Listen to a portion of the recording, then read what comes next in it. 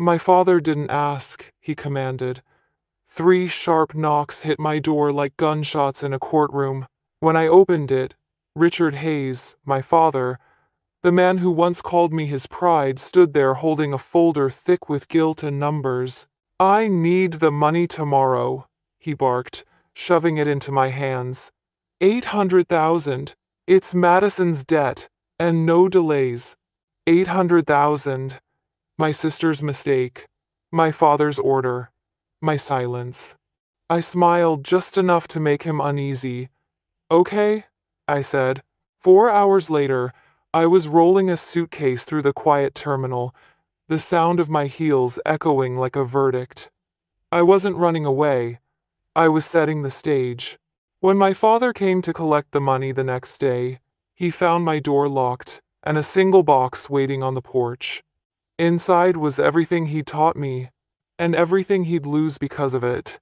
He stood in my living room like he owned the air itself. Richard Hayes, my father, the man who could make a room smaller just by breathing. The smell of his cologne hit first. Expensive, suffocating, a relic from his successful years. Behind him, my sister Madison hovered, eyes wide, face pale, playing the part of the helpless daughter she'd perfected long ago. Olivia, my father began, dropping my name like a gavel. You've done well. You've made a lot of money. It's time you remember who you made it for. I folded my arms. I didn't realize success came with a repayment plan. He ignored the jab, pulling out a folder and slapping it onto my marble counter. 800,000. Madison and Tyler owe it. You'll wire it by noon tomorrow. I blinked slowly. You're joking. Do I look like I'm joking? His jaw clenched. These are serious people. If she doesn't pay, they'll come after her and after me. Then, maybe you shouldn't have guaranteed her loan, I said evenly. His glare could have stripped paint. Don't get smart with me, Liv. Family comes first. Madison stepped closer, her voice soft and trembling, a melody she knew I couldn't stand. Please, Liv. We have kids. Tyler just made a bad deal. We'll pay you back. I laughed once, sharp and humorless. You said that last time. This time is different, she insisted, twisting her wedding ring like a rosary. Dad slammed his palm against the counter. Enough. You'll transfer the money. You've got it. You wouldn't let your sister's children suffer unless you've forgotten what it means to be family. Family. The word landed like poison.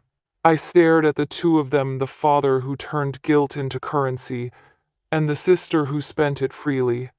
Then I smiled, a small, unsettling curve of lips. Fine, I said quietly. Tomorrow at noon. They both sighed in relief, mistaking surrender for compliance. Madison hugged me lightly, rehearsed, and my father patted my shoulder as if he'd just closed another business deal.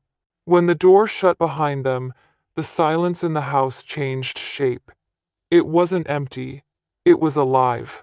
I sat down, opened the folder, and looked at the debt.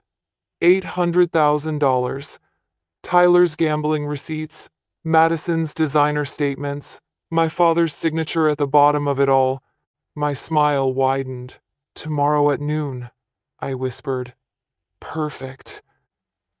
There's a family photo hanging in my father's study, framed in gold, lit by a spotlight he installed himself. In it, Madison is smiling like she invented happiness. My father stands tall behind her, and I'm off to the side, cropped slightly by the frame. That photo says everything you need to know about us. Growing up, I learned early that love in our house came with conditions. Madison cried, and Dad fixed it. I succeeded, and he warned me not to show off. When Mom died, he didn't fall apart, he just redirected every ounce of his grief into protecting Madison, the fragile one. I was the strong one, the responsible daughter, which really meant the one we can drain without breaking. I paid for Madison's college when Dad couldn't. I helped cover their wedding when Tyler's startup crashed. I even bought their first house, though the deed sat quietly in my LLC, not their names. Every favor was another knot in a rope I didn't realize I was tightening around my own throat. Dad always said, family first. But in his language, family meant Madison first.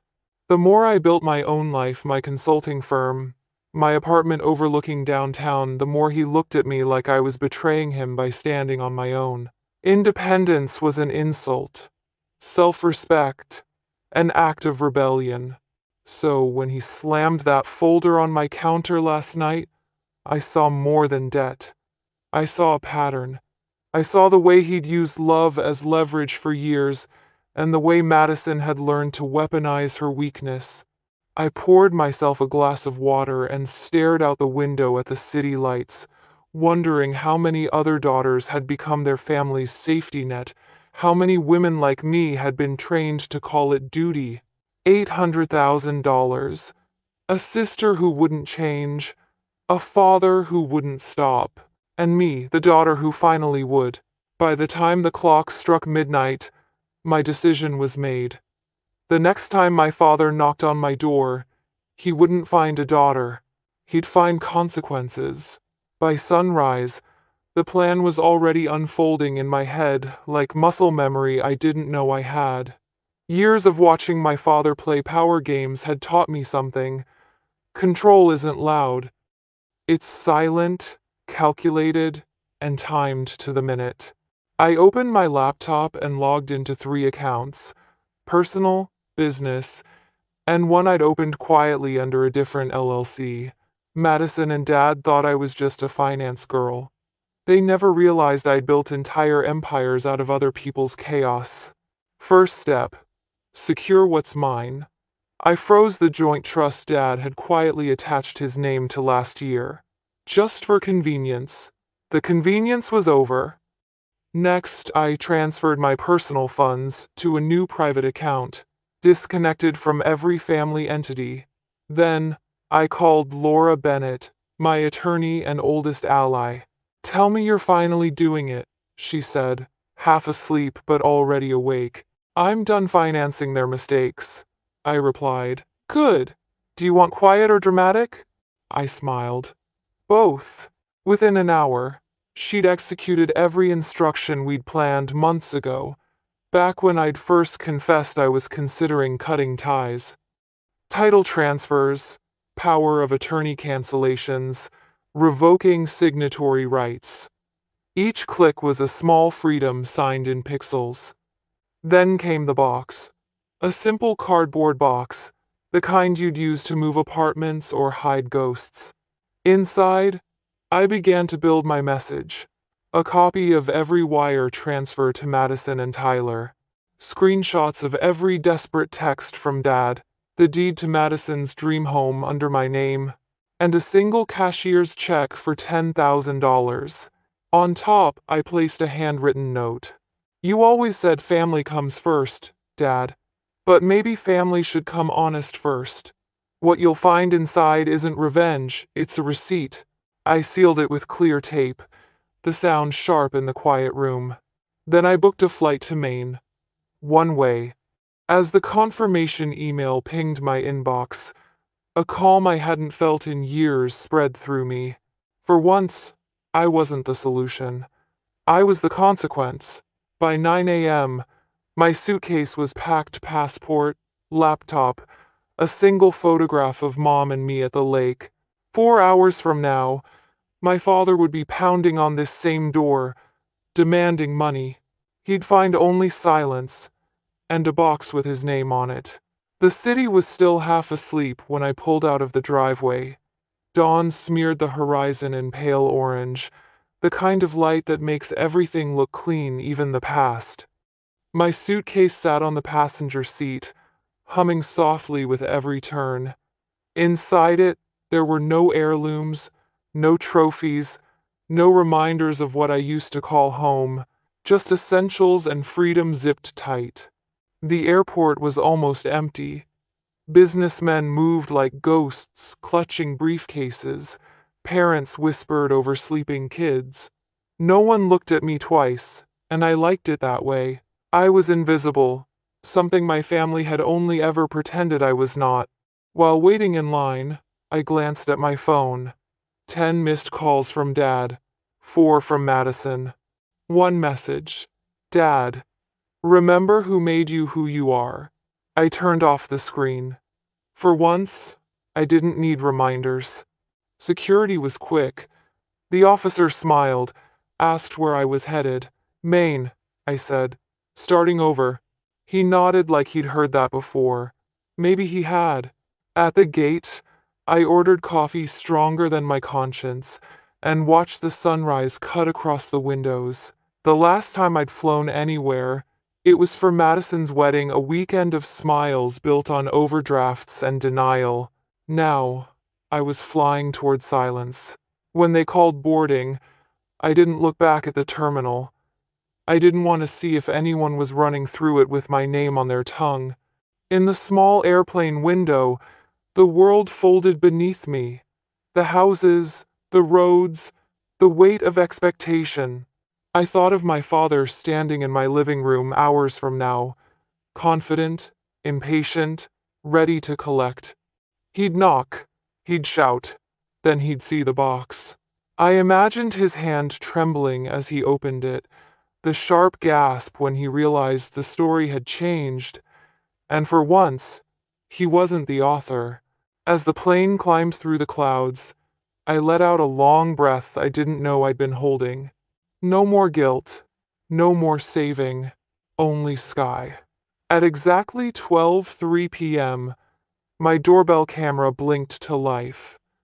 I watched the footage later, sitting on a rented porch in Maine, coffee trembling in my hand. There he was, my father, Richard Hayes, standing on my front step like a man born to own every inch of ground he walked on. His tie was perfect. His expression wasn't. He was angry. Angry men don't knock, they announce. Olivia! He barked, pounding the door. Open up! We had a deal. Madison hovered behind him, clutching her designer bag as if it could protect her from reality. She whispered, maybe she's out? But even her voice sounded unsure. Then Dad saw the box. A plain brown box, with his name scrawled in black marker. He frowned, bending to open it like curiosity could still be his ally. The tape ripped. The flaps opened. Silence. Then, a rustle of paper. He froze. What the hell is this? Madison leaned closer, confused. What's inside? Records, he muttered, flipping pages. His breath hitched when he saw the first entry. Mortgage transfer, Hayes Residence Oakline Holdings. Olivia Hayes, owner. He scanned faster dates, payments, signatures, even his own forged authorization for a line of credit he'd opened in my name. Each line peeled another layer of his pride. Olivia, he said my name like a curse, like it had teeth. Then came the USB drive. He held it up, confused, slid it into the small speaker I'd left on the porch, and my voice filled the air. Dad, you taught me that family comes first. You just never taught me how to survive being the only one who meant it. What's inside this box isn't revenge, it's the truth. And the truth has receipts. Madison gasped. She recorded us? He didn't answer. He was staring at the photo I'd left on top, the two of us at the lake, before everything turned into transactions. His fingers shook. Then came the note, my handwriting clean and calm. If you ever loved me for who I am, not for what I can fix, you'll stop knocking on my door and start looking in a mirror. For the first time in my life, I saw him break. Not yell, not threaten, not lecture, just break. His shoulders fell. The box dropped from his hands. Madison started crying, not for me, but for herself. What do we do now? He didn't answer. He just whispered, we lost her. Then he turned, stepped off my porch, and left the box behind. At that same moment, 1,400 miles away, I sat by the window of a quiet cafe, watching the tide rise, and whispered back, "No, you lost control." By the next morning, the silence had shattered. My phone new SIM buzzed with updates from Laura, my attorney. Each message was short, clinical, surgical. Laura, Hayes Supply Board voted emergency audit. You were right about the missing funds. Laura, Madison called, screamed about betrayal, then asked if you'd still pay her rent. Laura, they froze your father's company card. He's furious. I set the phone down, let the waves fill the gaps where family used to live. Back in Austin, the collapse began. Dad's business partners wanted answers. Madison's picture-perfect life started cracking under the glare of gossip. Screenshots of her social posts leaked vacations, luxury bags, financial hardship, hashtags. The comments turned venomous fast. Must be nice to struggle in designer heels. Tyler disappeared first. A business trip to Las Vegas that no one believed. The creditors soon followed, polite but menacing men who knocked softly and spoke even softer. Madison tried to reach Dad. He ignored her. Pride and panic were now roommates in his chest. At 10 p.m., Laura called again. You did what had to be done, but he's unraveling, Liv. I know, I said quietly. He needs to. Later that night, a video clip landed in my inbox, doorbell footage from Mrs. Morales across the street. Madison was standing on my porch again, under the porch light, makeup streaked, mascara smudged into confession. She held the box, screaming my name like it could rewind time. Liv! We're family! You can't just vanish. Her voice cracked, then softened into something small. Please, I don't know what to do. I closed the laptop. The sound of her pleading lingered longer than I wanted to admit. But I didn't cry. Not this time. Because this was the part no one ever teaches you. When you stop saving people, you have to watch them learn to swim, or sink. 2 days later, a message arrived from Laura again. Laura, your father resigned from Hayes Supply. Board replacing him with the VP. Clean exit. I reread it twice. Relief came in strange ways. Quiet, thin, but real. For the first time in my life, my father's power no longer extended to my bank account, my conscience, or my heartbeat. I wasn't the good daughter anymore. I was the woman who finally made peace with being misunderstood. It was a week later when my phone rang again. Unknown number. I almost ignored it until instinct whispered his name. Olivia. My father's voice was quieter than I remembered, stripped of its usual authority. We need to talk. I hesitated. Why? Because I finally understand what you did. The air in my small rental room went still. You mean the box? I mean everything. He exhaled shakily. You embarrassed me, Liv, but you were right to. And, for a long moment, neither of us spoke. Somewhere outside, the main wind rattled the window pane like it wanted to eavesdrop. I can't fix this, he continued. Madison's furious. The company's gone. But for the first time, I'm seeing things clearly. You were never the problem. I was. I leaned back against the wall, closing my eyes. The man speaking wasn't the one who had ordered me around like an employee. He sounded human. Dad, I said carefully. I didn't want to destroy you. I know, he said. You wanted to wake me up. Consider me awake. His voice cracked. Do you know what Madison said to me yesterday? She asked who was going to save her now. And what did you tell her? I asked softly. He gave a hollow laugh. I told her she'd have to learn what saving herself feels like. I didn't respond right away. My heart ached, not with guilt, but with recognition. Maybe this was what healing looked like. Two people finally speaking, without the weight of money between them. I saw your mother in you that day, he said finally. When you smiled at me and said, "Okay," that calm, that was her. A lump rose in my throat. Mom wouldn't have let it go this far. No, he admitted. But she'd have been proud you did something I never could walk away. Silence stretched. Soft, but heavy. What now? I asked. I don't know, he said.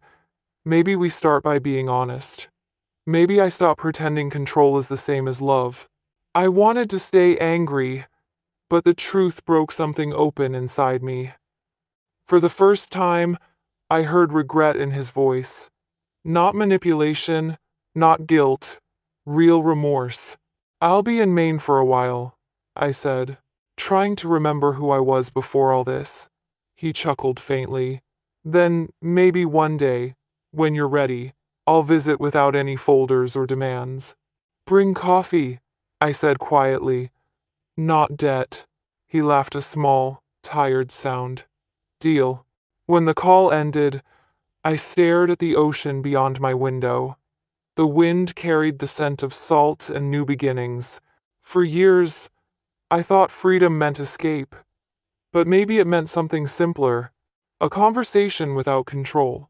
3 months later, I found peace in the smallest things, the smell of coffee before sunrise, the sound of seagulls arguing outside my window, the way silence no longer felt like punishment. Maine had a way of washing people clean without asking permission. I'd started teaching financial literacy workshops at the local community center, just 10 women at first, all of them carrying their own versions of my story. The mother who always lent, the sister who always forgave, the daughter who always paid.